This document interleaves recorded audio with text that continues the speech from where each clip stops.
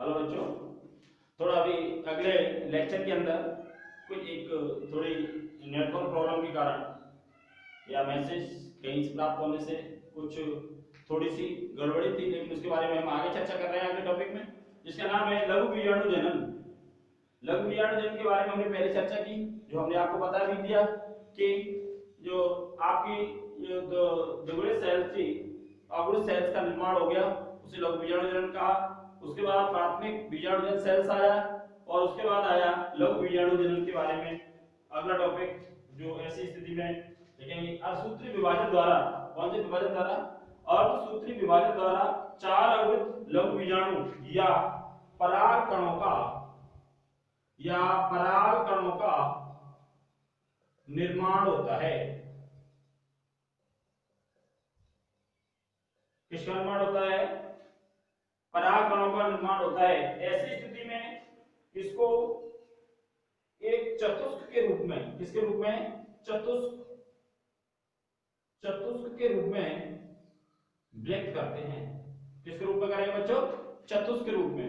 अब चतुष्क के रूप में व्यवस्थित करेंगे तो इसकी चार पार्ट है चतुष्क के अंतर्गत करने के लिए, और ये चार और पांचों पार्ट के बारे में हम चर्चा करेंगे। देखिए अगला पॉइंट, चतुष्क के आधार पर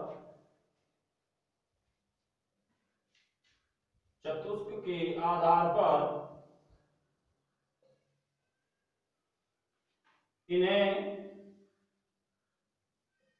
पांच भागों में, कितने पार्टों में? पांच भागों में बांटा गया है। पहला है चतुष्फलकीय।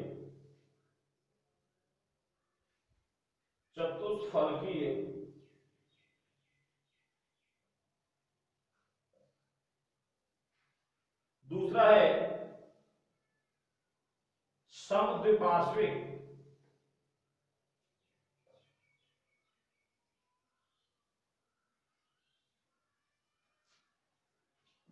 तीसरा है क्रॉसित,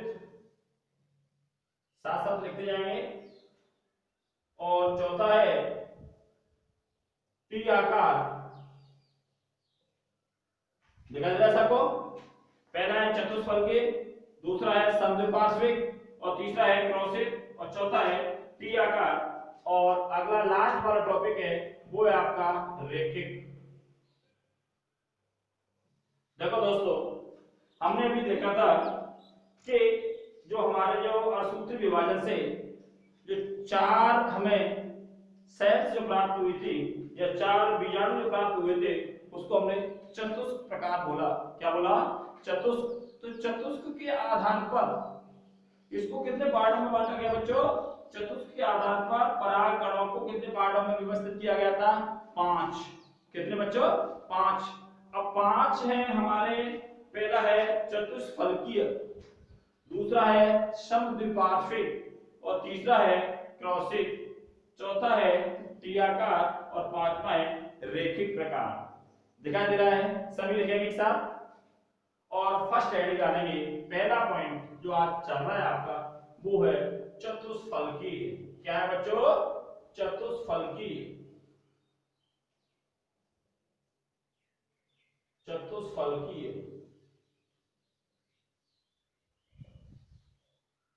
डालो हेडिंग।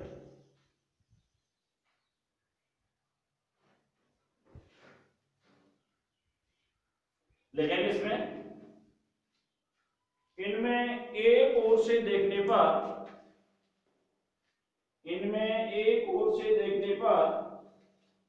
केवल तीन लघु बीजाणु दिखाई देते हैं, जबकि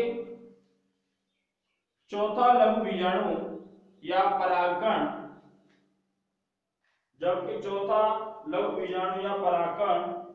इन तीनों के पीछे स्थित होता है। जैसे द्विबीजपत्री प्लांट, द्विबीजपत्री पादप। देखो नाम ही है चतुष्फलकी। चतुष्फलकी का मतलब जो चतुष्क परागकण थे हमारे वो चतुष्फल की आकृति में आ गए। इसका मतलब क्या है, 3 हमें परागकण थे वो तो दिखाई दे रहे हैं और जो चौथा परागकण है वो तीनों के जस्ट पीछे है।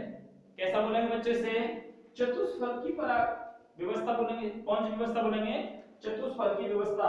तो इसके बारे में हम थोड़ा चित्र भी बनाएंगे, साथ साथ सभी बच्चे चित्र बनाएंगे तो अच्छा चित्र होना चाहिए जिससे हमें चतुष्क का आकार दिखाई देने लग जाए। चित्र बनाओ।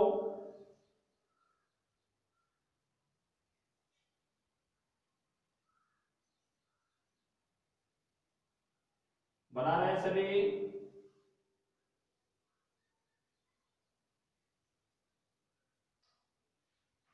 बना लो।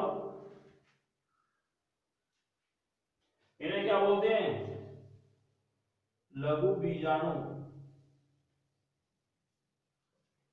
क्या बोलेंगे, लघु बीजाणु। अब देखो, अब आप कहेंगे पूरी चतुष्फल की आकृति कैसे हुई।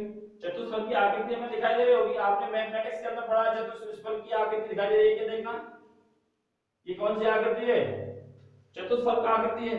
इसमें देखो 3 बीजाणु, लघु बीजाणु 1 2 और 3 दिखाई दे रहे हैं क्या सबको।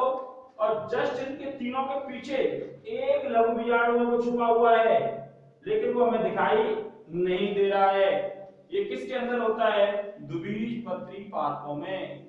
आपसे पूछ लेता है द्विबीजपत्री पादपों के अंदर परागकणों का व्यवस्थित क्रम किस प्रकार का होता है, तो आप क्या बोलेंगे बच्चों, चतुष्फलकी।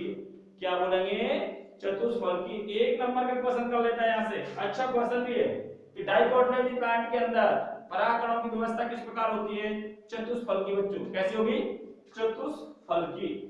और सेकंड डालेंगे अगला पॉइंट, देखो साथ साथ सभी लिखते जाएंगे।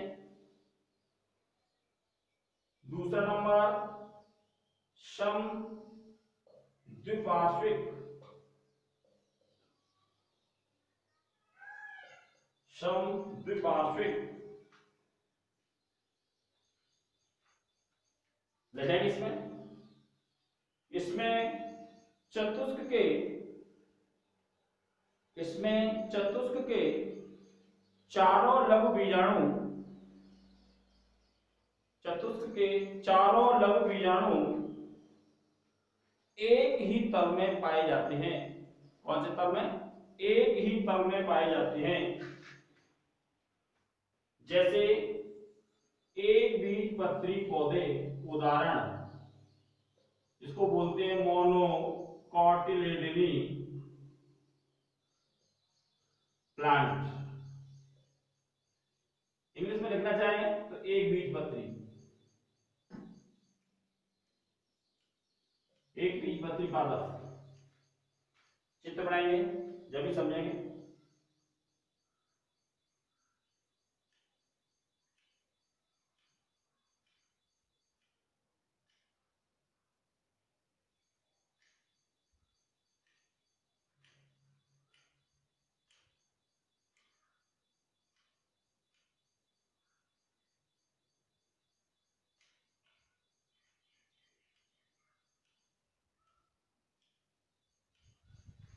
ये क्या भाई,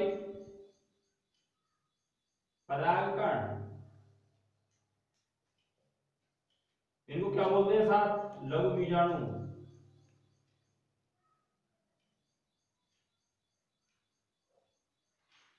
नोट करो, नोट करो भाई। सम द्विपार्श्विक, सम कहते हैं समान, 2 पार्श्वों में। देखो दिखा दे रहा है, एक पार्श्व और दूसरा पार्श्व। इसमें एक लघु बीजाणु 2 3 और 4 एक ही तल के अंदर है। चारों हमें दिखाई भी दे रहे हैं लेकिन इससे जस्ट पहले वाला था वो चतुष्फल की आकृति का था, टेट्राहेड्रल बोलते हैं उसको। वह उसमें केवल 3 हमें लघु बीजाणु दिखाई दे रहे थे, एक लघु बीजाणु जस्ट उसके तल के पीछे था। लेकिन इसके अंदर चारों दिखाई दे रहे हैं हमें स्पष्ट रूप से। इसे बोल देते हैं कौन सा, सम द्विपार्श्विक। और उदाहरण होता है इसका मोनोकोटिलेडनी प्लांट या एक बीजपत्री पादप। चित्र बना लो बच्चों, चित्र हमेशा स्पष्ट होना चाहिए, इससे हमें पता लग जाए चित्र के हिसाब से, क्योंकि बायोलॉजी के अंदर जितना भी आप टॉपिक पढ़ते हैं वो चित्र से ही आपकी समझ में आता है, तो चित्र बनाने में कोताही नहीं बरता है।